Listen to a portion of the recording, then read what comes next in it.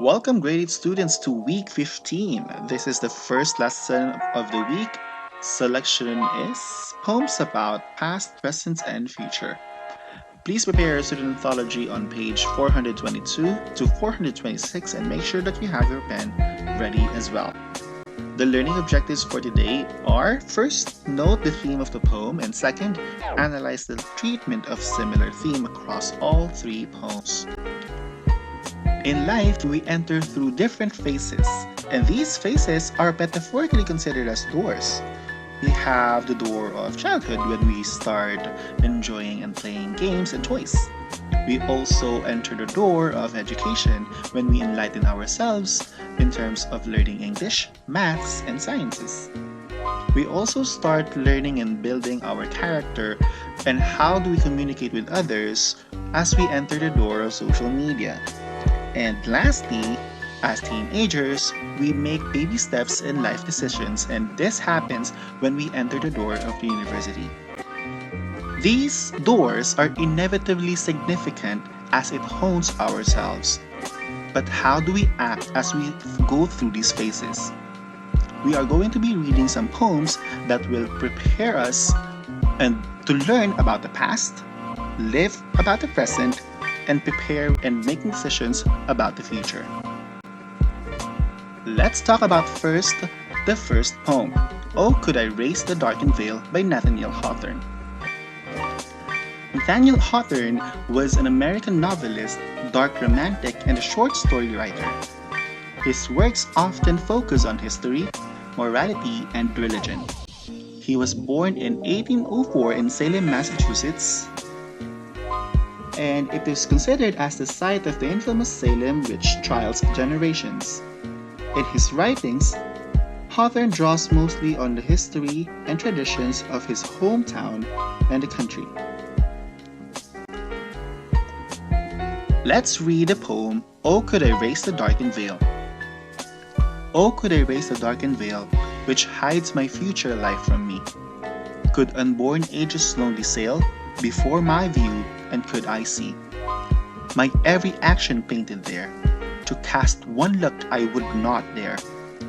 There poverty and grief might stand, and dark despair corroding hand would make me seek the lonely tomb, to slumber in its endless gloom. Then let me never cast a look within fate's fixed mysterious book. For the close reading question, does the speaker want to raise the darkened veil? Why or why not?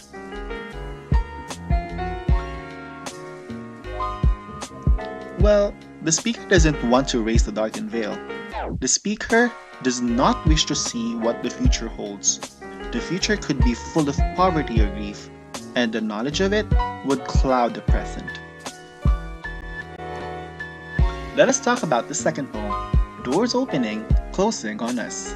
This is written by Marge Piercy. Marge Piercy is an American poet, novelist, and social activist. Her work includes Woman of the Edge of Time, He, She, It, which won the 1993 Arthur C. Clarke Award, and Gone to Soldiers, a New York Times bestseller, a sweeping historical novel set during the World War II.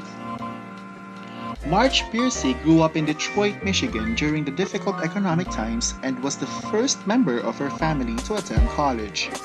As a student, she was an organizer for political, environmental, and feminist movements. She said that these movements shaped her poetry, novels, and memoirs. Now let's move on to the poem itself. Doors Opening, Closing on Us.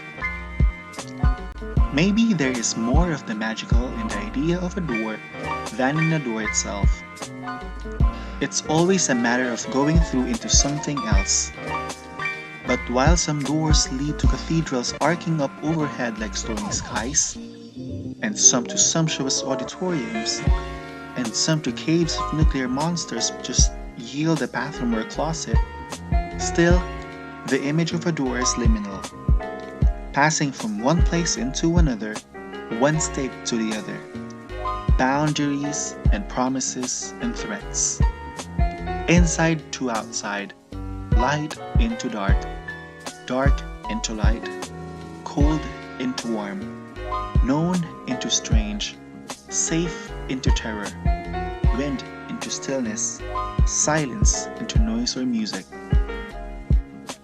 We slice our life into segments by rituals, each a door to a presumed new phase. We see ourselves progressing from room to room, perhaps, dragging our toys along until the last door opens as we pass, at last into us.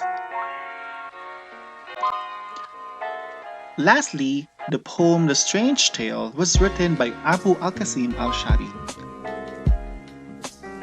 He is one of the most attractive literary figures in the 20th century North Africa, and probably the only Maghribi author of the modern period so far to attain the stature of greatness in the Arab world. His talent was first appreciated in Cairo in the 30s by the auditors of Apollo magazine, and today literary men in all Arabic-speaking lands admire his verse. At the 1966 festival held in the memory of Tunis, critics and literateurs from Algeria, Morocco, Jordan, Lebanon, Saudi Arabia, Sudan, Syria, and Iraq read papers and recited poems expressing their appreciation of this treasured child of the Tunisian desert. Also, he was trained as a lawyer but never practiced. Some parts of his poems, The Will to Live, written on the opposition to French colonial rule, became the final verses of the Tunisian national anthem. Now let us move on to the poem itself, The Strange Tale. We laughed at the past. Tomorrow the future will be laughing at us. This is the world, a tale spun by some great magician. The living perform the marvelous play, as if they were already dead. The stage is sad, with its curtains of mist, and beyond the curtain, the audience of the future watches us laughing. They don't see how the script is falling onto their own hands. Close reading question. The speaker says that the stage has a curtain of mist. What is the idea of this image? The curtain of mist suggests something that is hard to see. The speakers might mean that we do not see the past clearly. In summary, the three poems are the representation of the stages of life teenagers would have to face.